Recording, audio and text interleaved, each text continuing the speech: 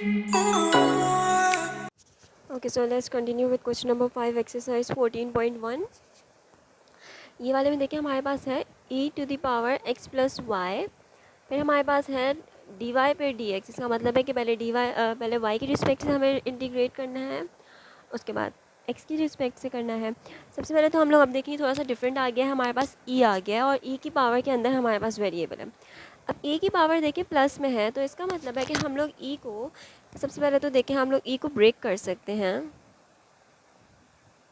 कि पावर हमारे पास हो गई है, एक तो पावर में चला गया है वेरिएबल, ऊपर से वो भी प्लस के अंदर है। सही है, तो हम लोग इसको ब्रेक करके अगर हम लोग x और डॉट e की पावर y कर दें, ऐसे लिख सकते हैं क्योंकि जब हमारे पास बेसिस सेम होते हैं, बेस सेम होती है और उसको मल्टीप्लाई कराते हैं तो पावर्स ऐड हो जाती है। e और e हमारे पास बेस सेम है, इसको जब हम लोग कॉमन करके लिखेंगे और पावर्स x प्लस वाई मतलब वापस से ये वाली चीज़ बन जाएगी। तो हमने इसको ब्रेक कर दिया। ब्रेक क्यों किया? क्योंकि हमारे पास पावर प्लस में आ गई है, एक तो हमारा वेरिएबल पावर में चला गया, दूसरा कि वो प्लस में भी आ गया, तो वो बहुत ज़्यादा हमारे पास कॉम्प्लिकेटेड हो जाएगा। तो हमने इसको ज़्यादा सिंपल फॉर्म में लाने की कोशिश कर दी है। सही है, उसके बाद हमारे पास देखिए अब क्या है कि y की रिस्पेक्ट से जब हम लोगों ने करना है तो हमारे पास जहाँ जहाँ x है, x कांस्टेंट है, जब हम लोग y की रिस्पेक्ट से हम लोग इंटीग्रेट कर रहे हैं तो हमारे पास x कांस्टेंट है, e ऑलरेडी कांस्टेंट होता है। अब e की पावर जो x है तो ये पूरी चीज़ हमारे पास कांस्टेंट ट्रीट होगी, एज अ कांस्टेंट ट्रीट होगी क्योंकि इसके अंदर कोई y नहीं है। वेरिएबल हमारा सिर्फ y है क्योंकि हम y की रिस्पेक्ट से हम लोग इंटीग्रेट कर रहे हैं। तो जब हमारे पास y ही नहीं है इस वाले में, सही है, और ये वाली चीज़ याद रहे कि e to the power y के साथ मल्टीप्लाई हो रही है। ये बात मैंने आपको स्टार्टिंग में समझाई थी, जब दो चीज़ें प्लस हो रही हो तो फिर इसमें भी लगेगा इंटीग्रेशन और इसमें भी लगेगा इंटीग्रेशन। लेकिन जब दो चीज़ें मल्टीप्लाई हो रही होती हैं और उसमें से कोई चीज़ कांस्टेंट होती है तो हम उसको बाहर निकाल लेते हैं, उसके ऊपर इंटीग्रेशन नहीं करते। सही है, तो e to the power x हमारे पास एज अ कॉन्स्टेंट ट्रीट होगा तो हम उसको इंटीग्रेशन से बाहर निकाल लेंगे।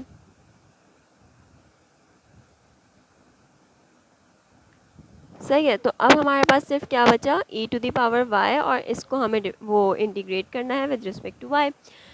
अब e को हम लोग इंटीग्रेट कैसे करते हैं? अगर हमारे पास e की कोई भी पावर है, सही है, तो हम उसको किस तरह इंटीग्रेट करते हैं कि हम लोग ले आते हैं e को पावर उसकी छोड़ देते हैं और e को 1/ln e कर देते हैं और ये दोबारा से लिख देते हैं। सही है, ये होती है इसकी इंटीग्रेशन। ठीक है ना।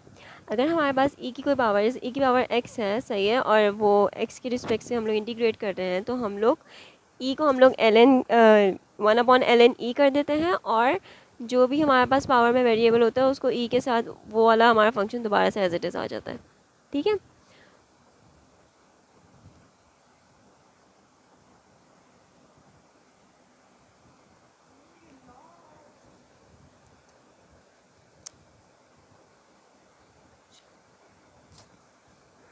तो ये कैसे इंटीग्रेट होगा? 1/ln e और ई वाई, सही है, और इसके ऊपर लगेगी हमारे पास लिमिट और डी एक्स हमारा बाहर चल रहा है।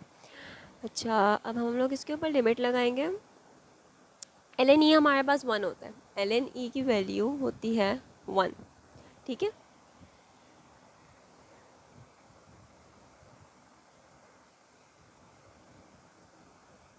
तो ये 1/1 का मतलब है कि ख़त्म हो गया, तो यहाँ पे हमारे पास सिर्फ ई वाई है जिसके ऊपर हम लोगों ने लिमिट लगानी है।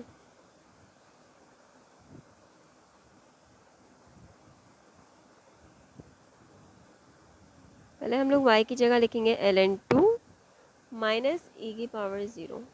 सही, क्योंकि y की जगह दूसरी लिमिट हम लोग लगाएंगे, लोअर लिमिट माइनस करके, तो वो 0 है। एल एन ई हमारे पास 1 होता है तो हमने इसलिए इसको 1 करके और 1/1 इस 1 मतलब वो हटा दिया और ई वाई लिख दिया खाली।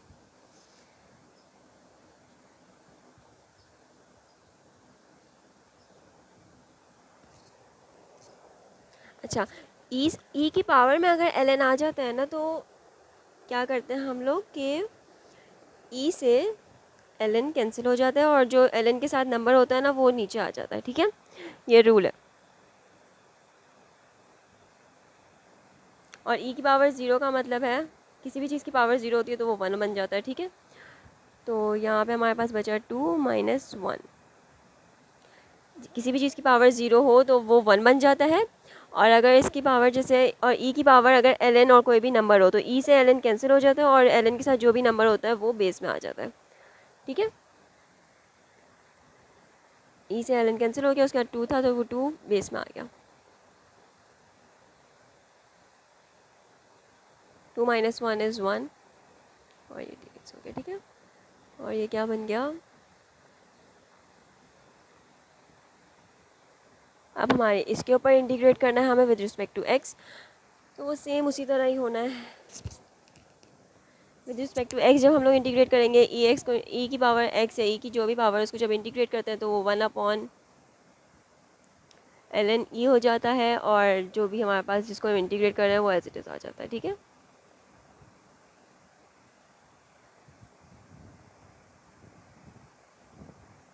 और यहाँ पे लिमिट लिख दी इसकी। अब हम लोगों ने क्या करना है, ये हमारे पास होता है एल एन ई होता है हमारे पास 1, तो 1/1 इज़ 1, तो यहाँ बचा हमारे पास ई एक्स, और अब हमारे पास लिमिट लगेगी ई एक्स के ऊपर, E to the power X के ऊपर, E to the power L N 3 minus E to the power 0। Again हमारे पास ई से एल एन कैंसिल हो जाता है और जो उसका एल एन के साथ होता है वो नीचे आ जाता है। सही है, तो ये 3 हो गया और ई टू द पावर 0 इज़ 1, 3 - 1, और आंसर हमारे पास हो गया 2। क्वेश्चन नंबर 6 में देखिए हमारे पास सबसे पहले हमारे पास डी वाई लिखा हुआ है, फिर डी एक्स लिखा हुआ है। इसका मतलब है सबसे पहले इंटीग्रेट होगा विद रिस्पेक्ट टू वाई, उसके बाद होगा integrate with respect to x. सही है, तो अगर हम लोग जब विद रिस्पेक्ट टू वाई कर रहे हैं, फिर से देखिए ये दो चीज़ें मल्टीप्लाई हो रही है, वाई और साइन एक्स आपस में मल्टीप्लाई हो रहा है, विच मीन्स कि इसमें से जो कांस्टेंट है उसको हम लोग बाहर निकाल सकते हैं, उसमें हमें इंटीग्रेशन करने की ज़रूरत नहीं है। इंटीग्रेशन हमें उस पर हर चीज़ पे तब करते हैं जब बीच में प्लस या माइनस होता है। सही है, मल्टीप्लाई हो रहा है तो हम लोग कांस्टेंट बाहर निकाल देंगे। ठीक है, जैसे अगर हम लोग विद रिस्पेक्ट टू वाई इसको इंटीग्रेट करते हैं तो साइन एक्स जो हमारे पास है वो मल्टीप्लाई हो रहा है वाई से, तो साइन एक्स हमारे पास एज अ कांस्टेंट है वाई के साथ, तो हम लोग साइन एक्स को बाहर निकाल लेंगे, उसको इंटीग्रेट करना ही नहीं है, सिर्फ और सिर्फ वाई को इंटीग्रेट करेंगे क्योंकि with respect to y integration हो रही है। सही है, तो सबसे पहले स्टेप में तो हम लोग इसको बाहर निकाल देंगे और अपना काम आसान कर लेंगे।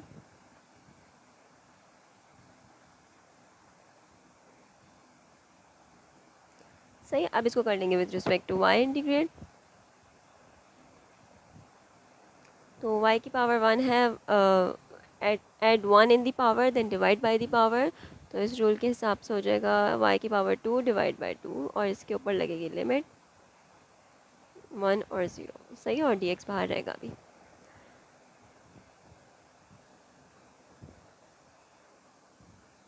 पहले हम लोग अपर लिमिट लगाएंगे माइनस लोअर लिमिट,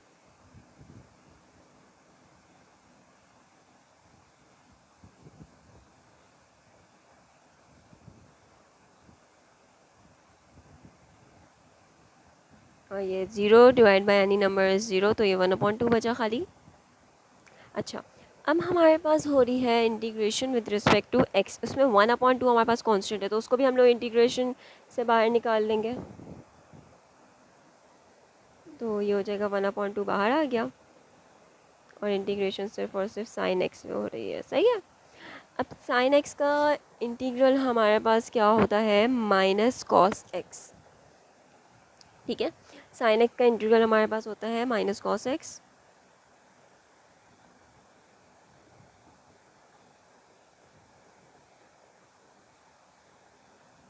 अब इसके ऊपर हम लोग लिमिट अप्लाई करेंगे,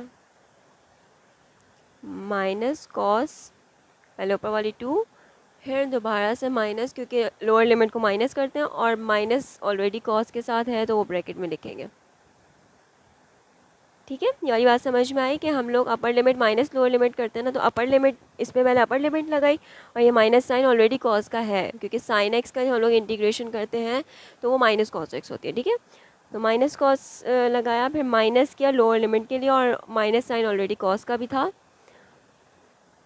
अच्छा, कॉस 0 क्या होता है 1, और कॉस 2 होता है कुछ पॉइंट्स में आंसर होता है, तो हम लोग कॉस 2 को कॉस 2 ही रहने देंगे, इसका हम लोग इसको सिंप्लीफाई नहीं करेंगे, कॉस 2 का हम लोग वैल्यू नहीं निकालेंगे क्योंकि उसका आंसर पॉइंट्स में आता है। सही है, तो ये माइनस कॉस 2 ही रहेगा, और ये minus plus minus minus plus हो जाएगा, और कॉस 0 का आंसर 1 होता है।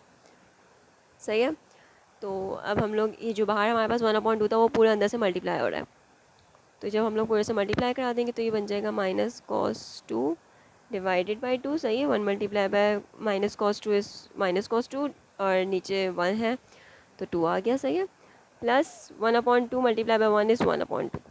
इन दोनों को प्लस कैसे करेंगे, डिनोमिनेटर सेम है तो एक दफ़ा लिख देंगे हम, और 1 पहले लिख देंगे क्योंकि माइनस की चीज़ पहले लिखी हुई अच्छी नहीं लगती। cos 2 डिवाइड बाय 2 मतलब अपॉन 2, ये हमारा आंसर आ गया। cos 2 की हम वैल्यू इसलिए नहीं निकाल रहे क्योंकि बहुत पॉइंट्स में आंसर आ रहा है, अगर निकालना चाहे तो मेरे ख्याल से निकाल भी सकते हैं, कोई मसले की बात नहीं है। बुक में भी आंसर यही था और निकाल भी लेंगे तो कोई मसले की बात नहीं है, लेकिन इसी तरह इसलिए लिखा है क्योंकि पॉइंट्स में आंसर आ रहा है। बाकी पार्ट्स मैं नेक्स्ट वीडियो में सॉल्व करूँगी 7 से लेकर 12 तक। इस वीडियो के लिए बस इतना ही। Thank you so much.